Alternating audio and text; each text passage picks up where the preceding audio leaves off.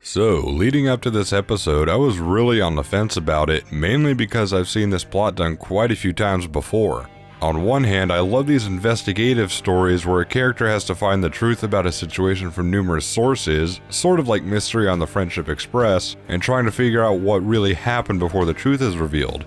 However, on the other hand, this type of plot where someone has to go through numerous stories can be extremely boring, and they can also end up being pretty anticlimactic with everyone quickly and easily forgiving one another and pretending it never happened. But I can tell you that the writers definitely got it right with this episode. First off, the jokes in this episode were amazing.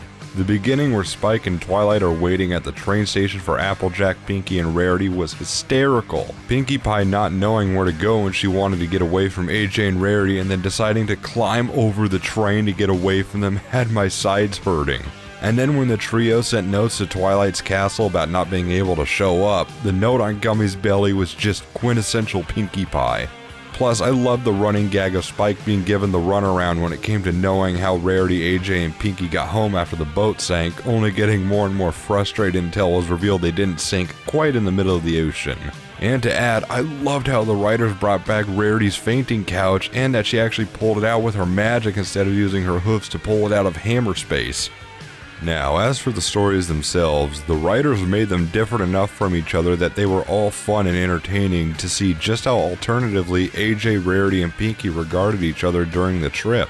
Honestly, the three tales were so entertaining to me that I don't have a favorite one. I enjoyed every single one because it was interesting how differently the girls perceived one another and was fun to see just how the next character would recall the other two, no matter how outlandish it was. And not only did the stories have good jokes from how different each girl remembered the events and how they acted, but the movie references were cleverly woven in and not in your face.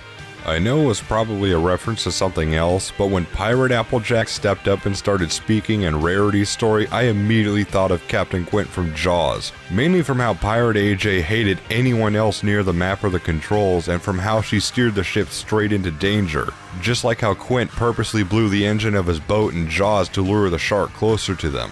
And Rarity and Pinkie's little exchange in another story about how luxury cruises don't sink was a great Titanic joke. Pinkie's reaction was such a hilarious cap to end it. Don't worry, dear. Luxury cruises never sink. What? Plus, while it wasn't a funny reference, when the ship travels up the wave in all three stories, I thought it was a clever homage to The Perfect Storm.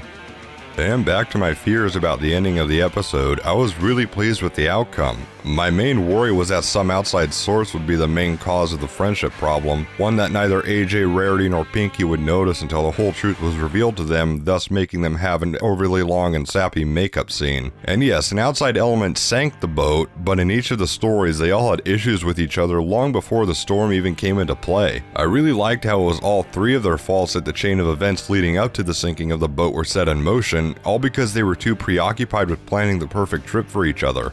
I think this works much better than if only one of them were the cause of the miserable trip. It's good to show that all three of them were at fault because it gives them all a chance to really think about and analyze their friendships. If, say, it was solely Rarity's fault, the lesson definitely wouldn't have been as impactful.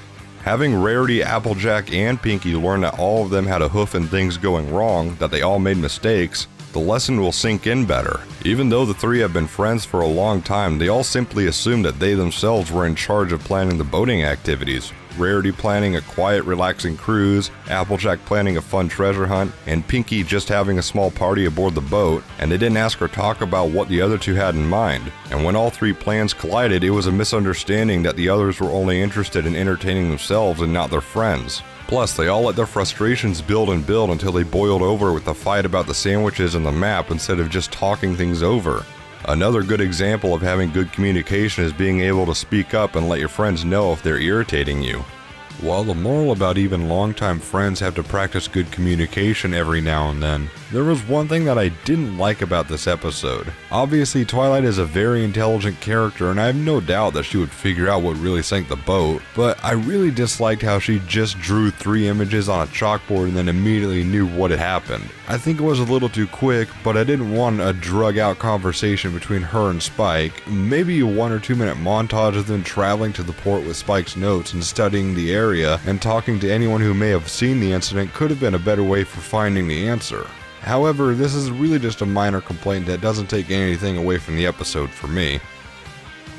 If I could sum up the episode in one sentence, it would be it feels a lot like a Season 2 episode. Even though the main six have been friends for a long time, it's nice to see them not always get along and have to fix a rift between them, especially if Twilight's the one who has to fix it. Sometimes going back to the basics of the series can be a breath of fresh air, and the writers nailed it here in my opinion.